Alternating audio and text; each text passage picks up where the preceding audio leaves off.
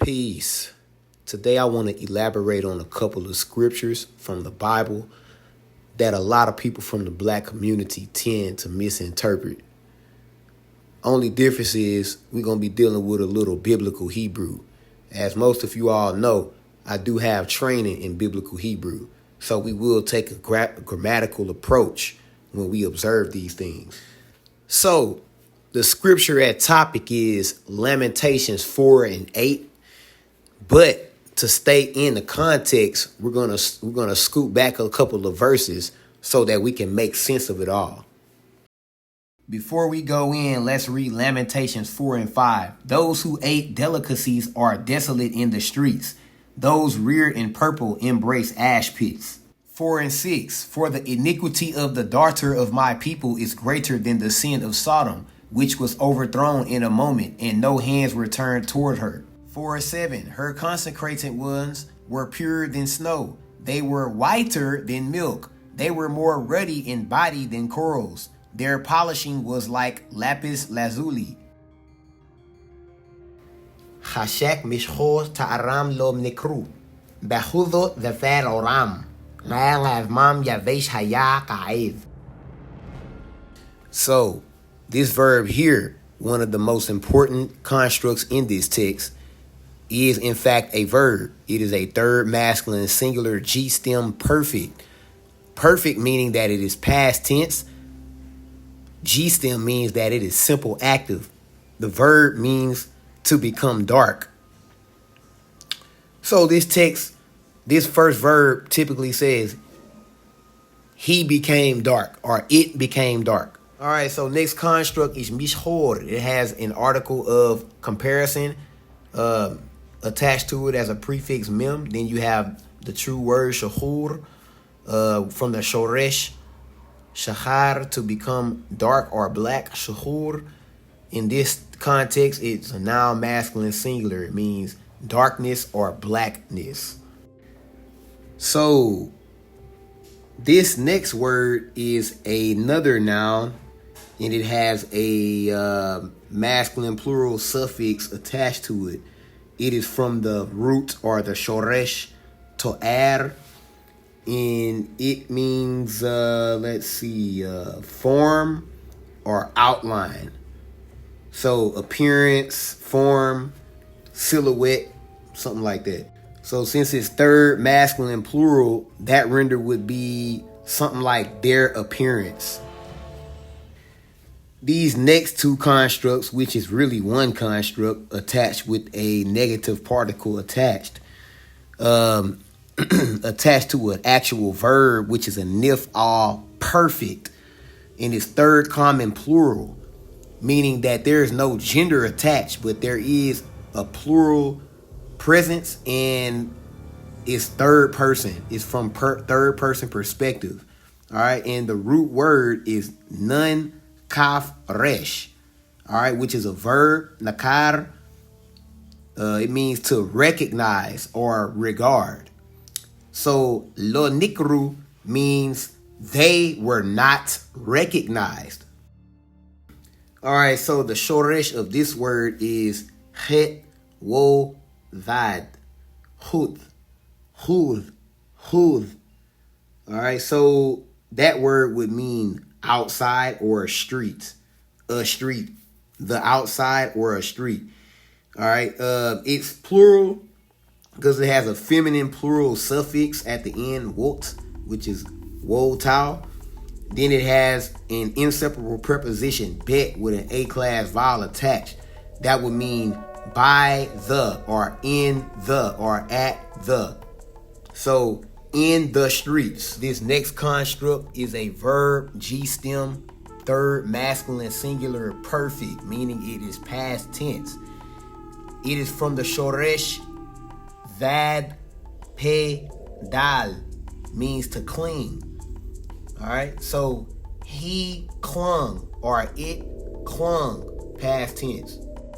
This construct here is a noun masculine, and it is attached to a third masculine plural suffix. It comes from the shoresh ain wo resh. a skin or skin. So with the third masculine plural mem suffix attached, it would be their skin. This is another construct that appears as two words, but is actually just one construct.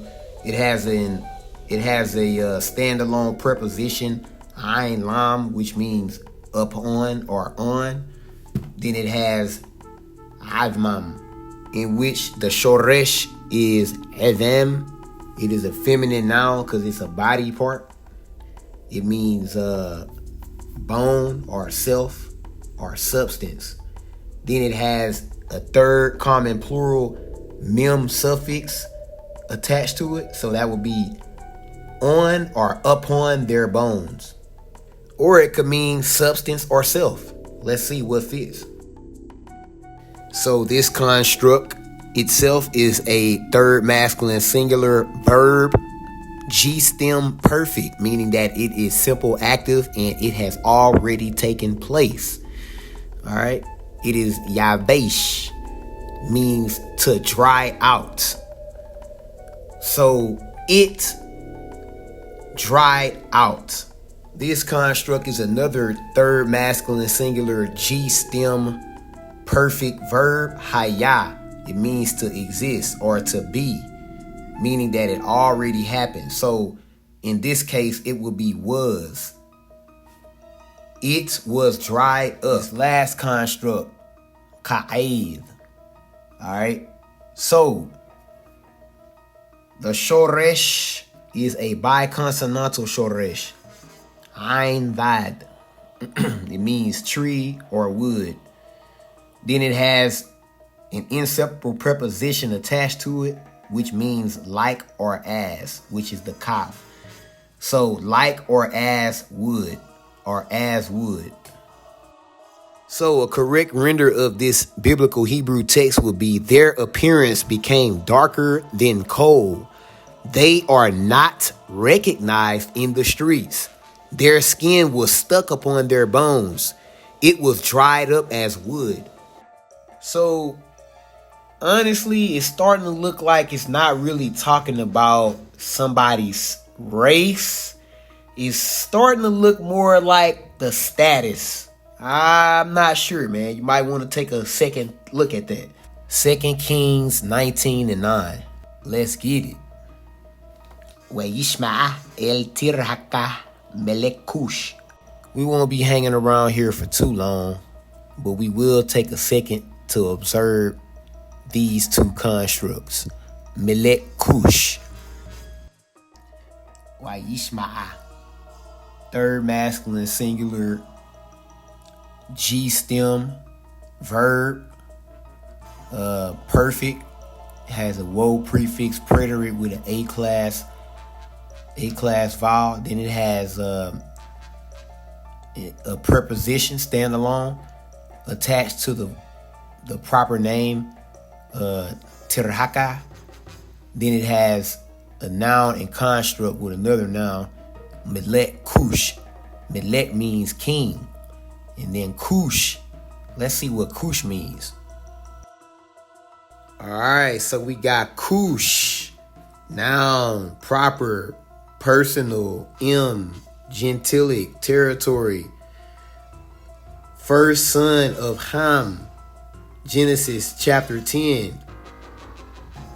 Chus, from whom descended the southernmost people known to Hebrews, land and people of southern Nile Valley, or Upper Egypt, extending from Sin indefinitely to the south.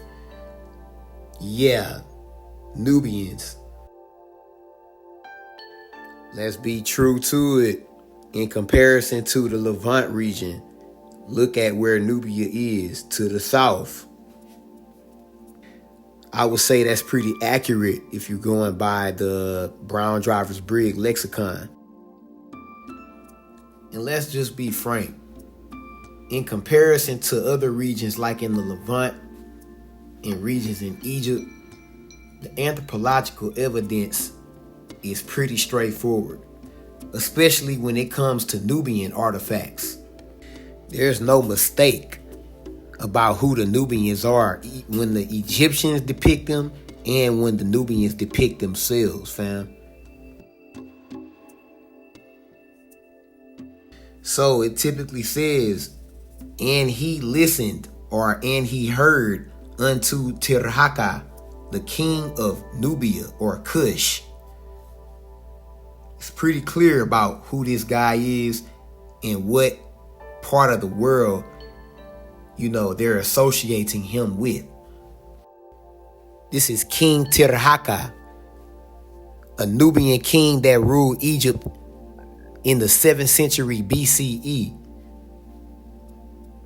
We have living evidence of this guy till this day. I'm not going to take too much more of you guys' time. I appreciate y'all for checking me out. I just wanted to really point out that I believe a lot of people that deal with the Bible take a lot of things out of context. And before we jump up on some claims that may get us emotionally aroused, we may want to look a little deeper into it. Like Marcus Garvey said, a people without the knowledge of their past history, origin, and culture is like a tree without roots. There were 100 independent black-owned towns in Oklahoma. Follow us to the last 13. Hit the Linktree link in the description. Also, go to the last button that's highlighted and become an Afri-Culture baiter now. Peace.